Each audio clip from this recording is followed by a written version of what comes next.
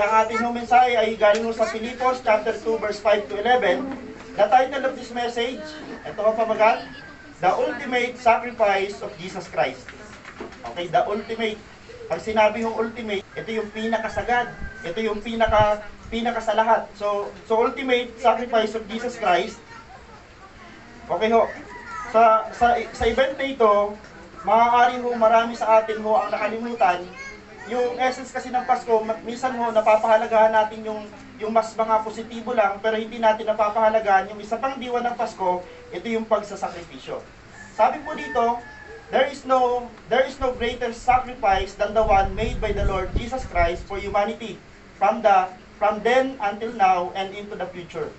Wala na ho daw hihigit pa sa sakripisyong ginawa ni Jesus Christ para sa sangkatauhan mula noon hanggang sa kasalukuyan, hanggang sa panahong darating, wala na hong hihigit pa sa ginawa niyang pagsasakripisyo.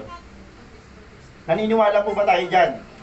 Pero ho, bago natin umpisa ng mensahe natin, balikan ko lang ho, isang diwa ng Pasko na malimit nating makalimutan ay ang diwa ng pagsasakripisyo.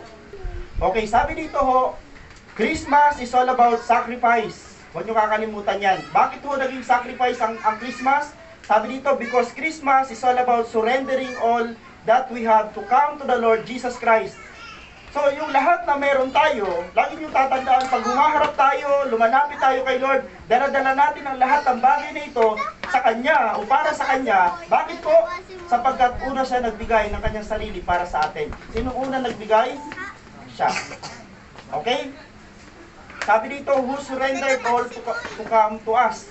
Si Lord Jesus Christ na meron ng lahat ng bagay, mula sa langit, bumaba sa lupa, dala-dala kanyang sarili para ialay, para ihandog sa sangkatauhan, then siya yung unang nag-sacrifice. Katulad din dapat po ng gagawin natin para sa Kanya. Nagpunta ka dito dahil inaalay mo o dala-dala mo yung sarili para ihandog sa Diyos. Amen po, yan ang pinaka-the best na offering na dala-dala mo ngayong araw na ito para sa Panginoon. Paalala ngayong Pasko, si Jesus ay simpleng ipinanganak. Tandaan niyo ho, si Jesus Christ na tagalangit, hindi siya pinanganak ng bongga. Si Jesus Christ ay ipinanganak sa simpleng sabsaban. Napakasimple ng sabsaban. May meaning kaya yon? Okay? Di kaya pinahihiwatig nito na ang Pasko ay hindi about sa bonggang celebration, kundi sa isang simple, subalit makabuluhang pagdiriwang. Sabi dito, subalit makabuluhan na pagdiriwang at pag-unawa sa pag-ibig at kabutihan ng Diyos sa pamagitan ng pagsilang ni Jesus. Yun ho ang pinaka dapat ho makita natin sa Pasko. Okay, pero ho, sa pangalawang side, kung ang pagdiriwang man na kaya natin gawin ay higit sa simple, o sino dito may mga pera, sino dito maganda ang budget. Okay, kung mayroon kayong ganong kalalagayan, mainam pa rin na gawin natin ito ng dahil sa ating lubos na kagalakan, pasasalamat at pag-ibig sa ating Diyos dahil sa pagbibigay niya sa atin ng kanyang anak na si Jesus. Depende ho kung ano ang handa mo ngayon, huwag ka ma-stress, kung malaki man yung ihahanda mo sa Noche Buena o sa araw ng Kapaskuhan, huwag mo lang kakalimutan, kaya ka naghahanda, kaya ka nagse-celebrate dahil may isinilang na anak ng Diyos. At yun ang pinaka dapat po natin ma-appreciate ngayong araw ng Kapaskuhan. Okay, yan ho ang paalala sa atin na huwag mo sanang kakalimutan. So ngayon ho, ito yung sasagutin natin sa mensahe ng Panginoon. What is the ultimate sacrifice of Jesus Christ? Ano nga ba ho yung napakatinding inialay ng Panginoong Hesus na hindi natin kayang gawin, na hindi natin kayang tumbasan at hindi natin kayang higitan? Siya lang ang makagagawa. Okay? What is the ultimate sacrifice of Jesus Christ? Sabi dito ho, unang punto so natin, sabi dito, He emptied Himself. Grabe ano? Ang hirap unawain ng word na yan, He emptied Himself. Basahin natin. Filipos chapter 2 verse 5 at to 7a. Naway magkaroon kayo ng kaisipan na tulad na kay Kristo Jesus. Ang nagsasalita dito si Paul, si Pablo. Kaya taglay niya ang kalikasan ng Diyos, hindi niya ipinagpilitang manatiling kapantay ng Diyos, sa halip pusa niyang binitawan ang pagiging kapantay ng Diyos. He emptied Himself. Okay, yun ang sabi sa English translation. Si Jesucristo, ang sabi ni Paul, si Jesucristo na mayroon siyang nature ng pagka-Diyos. Okay, by nature si Lord na pagka-Diyos. So para maunawaan natin yung salitang He emptied Himself, titingnan natin yung Greek word at ito ho yan. The Greek meaning of Jesus emptied himself comes from the word kenosis. Ito ho ang ibig sabihin niyan. Binaba niya ang kanyang sarili. Pangalawa, binitawan niya ang kanyang posisyon. At lastly, hinubad niya ang kanyang pagiging makapangyarihan. Yun ang sabi ho dito. So sa Greek word, sabi dito, yung word na kenosis, meaning the act of emptying from the verb kinoo to empty. So ang hirap unawain ng Greek. Pero ho, pag nalaman nyo, yung pinaka-original na text niyan, kaya ho natin ginagamit yung Greek para ho hindi tayo maligaw. Mayroon ka ng lahat ng bagay. Nasa iyo na ang lahat ng bagay, pero kailangan mo itong i-give up, kailangan mo itong talikuran, kailangan mo itong bitawan, kailangan mo itong ibaba, kailangan mo itong hubarin for the sake na magawa mo yung hinihiling ng iyong Ama. Kailangan ho, bumalik tayo sa Biblia at tingnan natin ano ba ang sinakripisyo ni Jesus. Mabigat ang sinakripisyo ng Panginoon. Yung posisyon niya na napakaganda sa langit, eto, bumaba sa lupa at totally ho, yun ho ang kanyang iniwan. Tandaan nyo, mayroon siya ng lahat ng bagay. Kaya niyang gawin ang lahat ng bagay kasi all-knowing, omnipresent, at isa siyang omniscient God. Pero ho, lahat ng bagay na yun ho, iginibap niya, totally hinubad niya, for the sake na magampanan niya ho ang pinakamatinding sakripisyo na hinihiling sa kanya ng kanyang Ama. Sabi dito sa inaaral natin, nilagyan niya ang kanyang sarili ng panibagong nature, kaya ho, nagkaroon siya ng nature ng tao. So, mahirap hong gawin ito, pero siya lang ang makagagawa dahil tulad ng sinabi ko sa inyo, hindi naman tayo Diyos. Wala tayong nature ng pagiging Diyos na pwede natin hubarin, pwede natin tanggalin para ho, mapatunayan natin sa sarili natin na kaya natin yung ultimate sacrifice. No, si Jesus lang po ang makagagawa nun. So, He emptied Himself for the sake ho na maunawaan natin na hindi ho madali ang misyon na gagawin niya. Bakit niya kailangan hong hubarin? O bakit kailangan niyang talikuran? Bakit kailangan niya hong, sabi dito, bitawan yung isang deity niya? Bakit kailangan niyang gawin yon? For the sake na maunawaan niya kung ano yung pakiramdam ng isang tao. Okay, pangalawang points natin. What is the ultimate sacrifice of Jesus Christ? Pangalawa, He lived as a slave. Okay? So kanina, sa unang points natin, si Jesus Christ, He emptied Himself. Bumaba siya mula sa langit, bumaba si Jesus Christ sa lupa, dala-dala ho ang kanyang sarili, na willing ho i-give up ang lahat sa kanyang buhay, lalo na yung privilege na meron siya, na nakaupo siya sa trono, may kapangyarihan, may hawak ng lahat ng bagay, may kakayanan sa lahat ng bagay, pero ho, pinili niya hong mawala ng mga bagay na yon. Dahil nung bumaba siya sa lupa, nagkaroon siya ng limitation, nagkaroon siya ng limitasyon.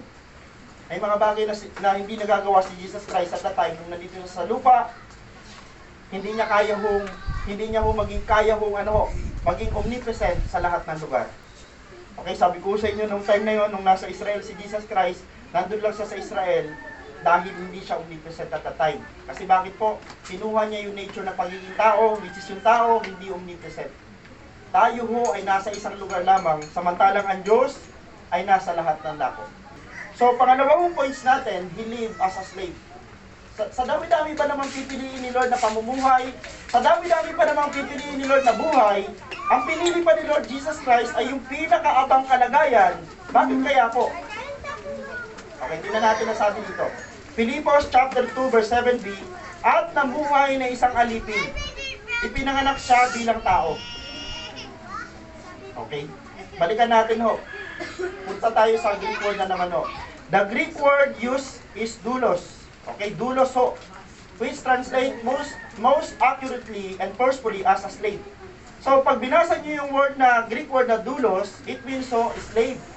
Kaya lang, ang problema, habang sinasalin sa iba-ibang version, ang hawak nating Bible ay iba-iba ng version po niyan, magugulat kayo sa isang salin, ang tawag po sa version na ito ay alipin.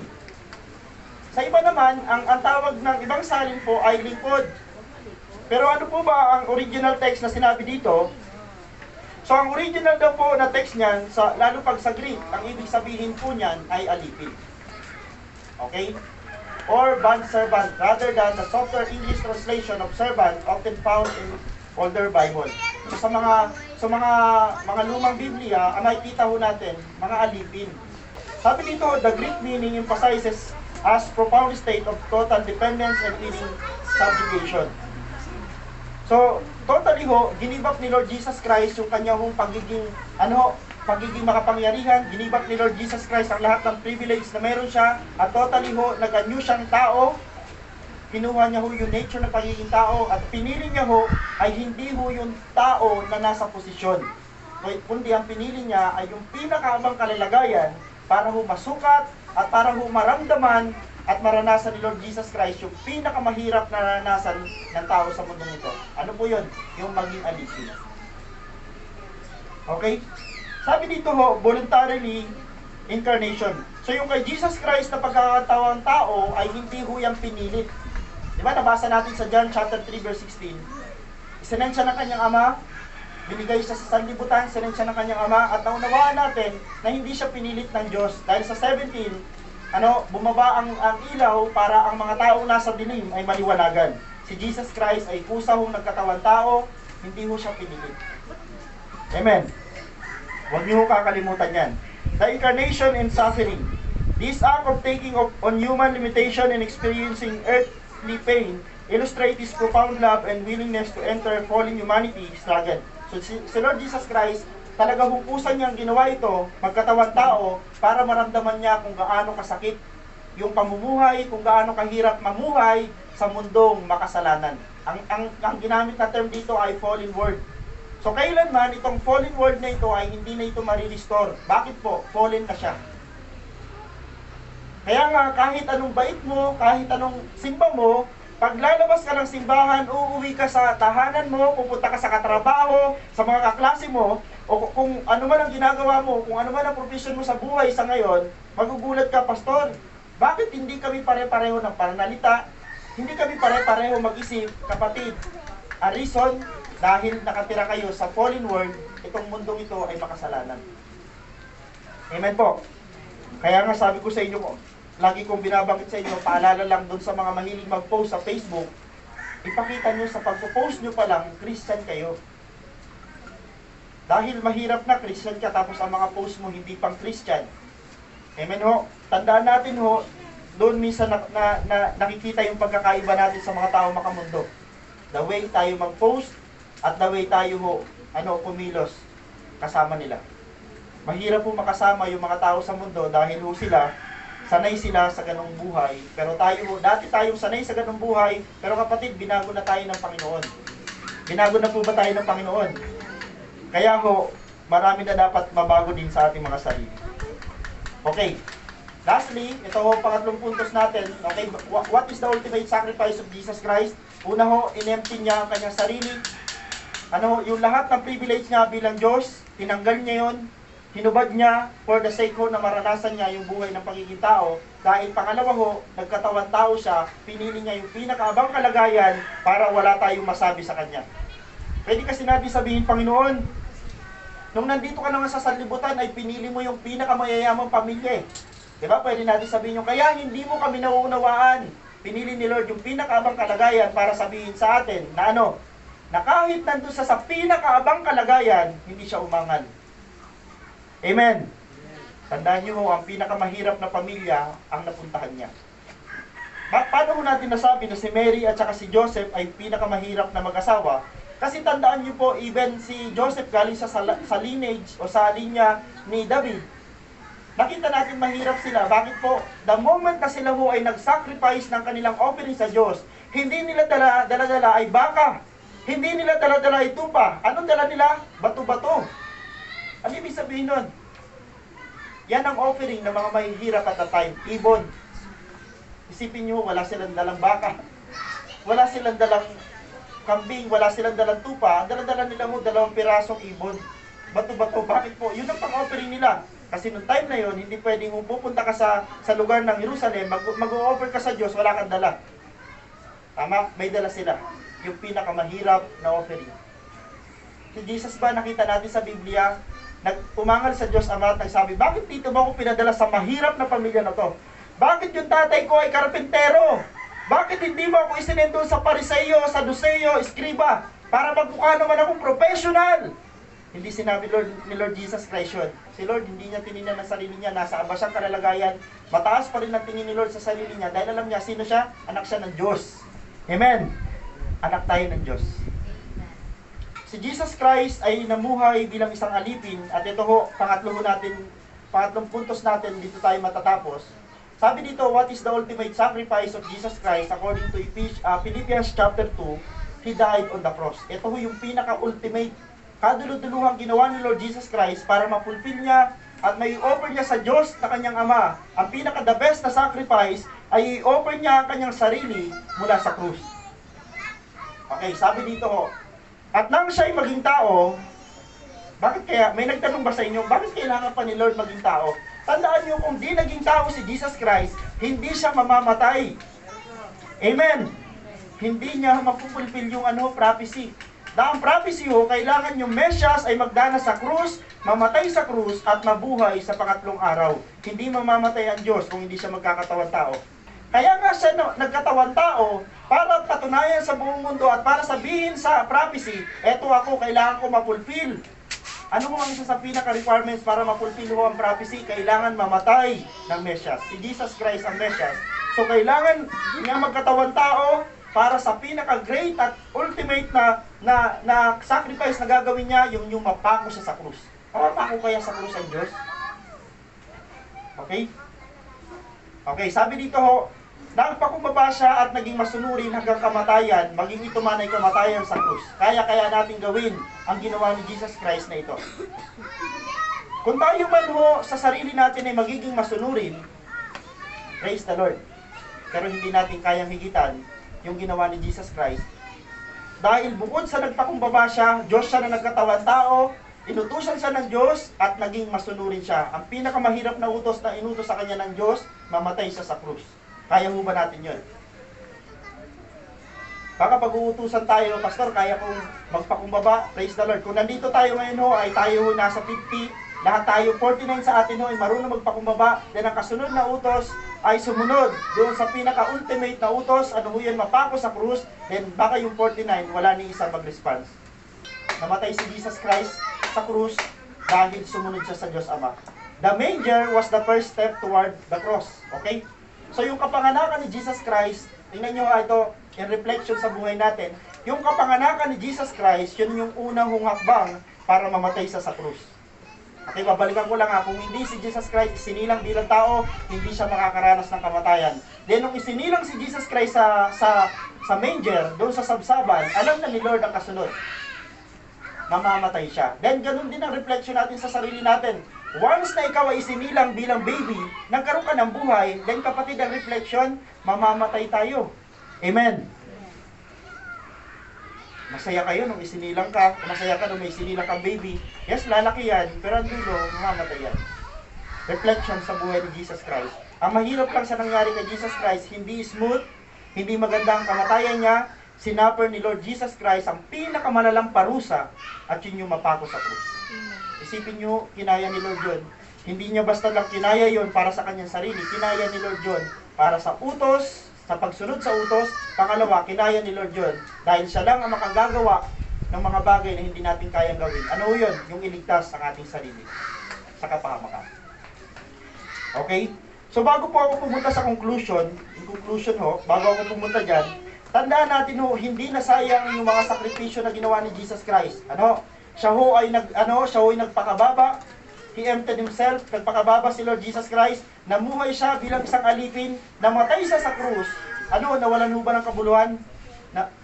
Hindi ho nawalan ng kabuluhan. Sa verse 9, sabi dito, dahil dito siya'y lubusang itinaas ng Diyos at binigyan ng pangalang higit sa lahat ng pangalan. Okay? Sa gayon, sa pangalan ni Jesus, ay luluhod at magpupuri ang lahat ng nasa langit, nasa lupa at nasa ilalim ng lupa. At ang lahat ay magpapahayag na si Jesucristo ay Panginoon sa ikaluluwalhati ng Diyos Ama. Sa pamamagitan ng ginawa ni Lord Jesus Christ, yung kanyang banal na pangalan ay lalubong na itaas.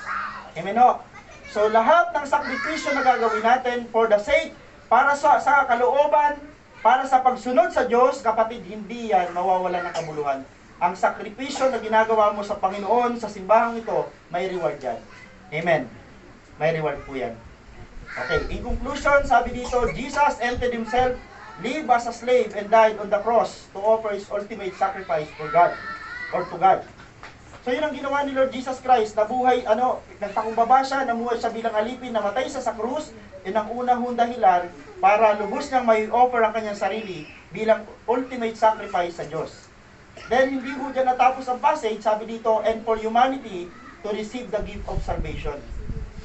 Namatay si Lord, nagpakababa si Lord, naging alipin, namatay sa krus para i-offer niya ang kanyang sarili. Ama, ito yung pinaka-the best na handog. Hindi ito katulad ng handog ng mga Israelita na tupa, kambing at baka. Lord, Ama, itong dala-dala kong offering, hindi ito katulad ng dugo ng hayop. Ito yung precious na dugo galing sa iyong anak. Then sabi ng Biblia, yung kanyang offering, yung offering ni Jesus Christ, yun ay sapat na sa lahat. Meaning, hindi mo na kailangan pumunta sa altar, hindi ka na pupunta sa simbahan para magdala ng dugo mo, para ihandog sa Diyos, para patawarin ka ng Diyos. Ginawa na ni Jesus yan once and for all. Isang beses niya lang ginawa at wala nang pwedeng umulit nun. In our application, as the Apostle Paul said, let us learn to imitate our Lord Jesus Christ in His, number 1, humility. Yun ang sabi ni Paul. Bago natapos o bago siya nagsimula, nabasa natin kanina, sabi niya, maging kagaya kayo ni Jesucristo. Na bagamat siya'y Diyos, hindi niya pinilit na manatiling kapantay ng Diyos, siya'y nagpakababa at yun din ang gusto ng Panginoon gawin natin. Matutuho tayo magpakababa. So kung dumating man sa panahon, mauna sa inyo, sino kaya ang mauuna ditong pagpalain ng Diyos? Sino kaya ang unang pagyayamanin ng Diyos? Yung nasa kanan o yung nasa kaliwa? The moment na ikaw yung mauna, kapatid, pinapaalala ko sa iyo sa oras na ito, huwag mong kalilimutan na manatiling magpakumbaba. Amen. Pag pinagpala ka ng Diyos, huwag mo kakalimutan, kaya ka napagpala, hindi dahil magaling ka, hindi dahil matalino ka, masipag ka, pinagpala ka dahil yun ang gusto ng Diyos sa iyo. Amen po. Pangalawa, sabi dito, his patience. Yung kanyang pagtitiis, napakatindi ng pagtitiis na ginawa ng Panginoong Hesus. Isipin nyo, magtiis siya sa pagiging isang alipin, then last, sabi dito, yung kanyang pagsunod. Sa kanyang pagsunod, sabi dito ho, katumbas man ng ating pagsunod sa kalooban ng Diyos ay ang ating buhay, gawin ho natin. Mahirap gawin, mahirap sumunod sa Diyos, lalo't ang inihiling ng Diyos sa atin ay ang ating buhay. Mahirap gawin yon, pero ho, tandaan natin, isang paalala, ang sabi dito sa Timoteo chapter 2 verse 11 to 12, bago tayo mag-pray, totoo ang kasabihang ito. Ito, napakagandang pangako ng Panginoon. Kung tayo may namatay na kasama ni Jesucristo, take note, kung tayo ho ay namatay bilang mga Kristiyano, maraming Kristiyano sa una lang masaya, sa una lang naglingkod sa Panginoon, pero yung dulo, hindi na. Lagi natin tatandaan yung verse sa Biblia, ang manatiling tapat hanggang wakas ay siyang maliligtas. So sabi dito, kung tayo namatay na kasama ni Jesucristo, mabubuhay din tayong kasama niya. Kaya namatay si Jesus Christ at muling nabuhay para patunayan sa kanyang mga lingkod at mga followers kagaya natin, na kahit tayo mamatay na may Kristo, mga Christian, darating ang time, bubuhayin niya tayo. Amen. Ito pa ho, ang sa pinakamagandang pangako ng Panginoon. Kung tayo nagtitiis ng hirap sa mundong ito, maghahari din tayong kasama ng ating Kristo. Maghahari tayong kasama ni Jesus. Isipin nyo, namatay ka bilang Kristiyano, binuhay ka ng Diyos bilang Kristiyano, pagdating mo sa langit, hindi ka lang basta niya binuhay, kung saan siya naghahari, kasama kanyang maghahari. Hindi ba nakakatuwa yan? Isa ho yan sa pinakamagandang pangako ng Panginoon na pwede natin pangawakan. At ito ho, may malungkot ho na balita sa dulo. Ang sabi niya sa dulo, kapag itinakwil natin siya, ito ho ang masama. Itatakwil din niya tayo. Isipin nyo, ang choice ay nasa atin na. Nasa atin ang pagpili kung tayo ba'y susunod sa Diyos habang buhay, kung tayo ba'y maglilingkod sa Panginoon mula ngayon hanggang sa susunod na panahon. Dahil may mga tao ho, naglilingkod lang sa Panginoon, kung masaya lang, kung meron lang, at sa moment na may mga pagsubok, andun na ho, nag-uumpisa na silang umalis sa gawain, ayaw na magpatuloy sa gawain, then take note, may dulo. Sabi, kapag itinakwil natin siya, siguradong itatakwil niya rin tayo. Kung tayo dapat mamatay na kasama ni Jesus Christ para mabuhay tayong kasama niya, magtiis tayong kasama ni Jesus para maghari tayong kasama niya sa langit. Amen po, yan ho ang mensahe ng Panginoon. That is the ultimate sacrifice of Jesus Christ. Sa Diyos po ang pinakamataas na pagpulo.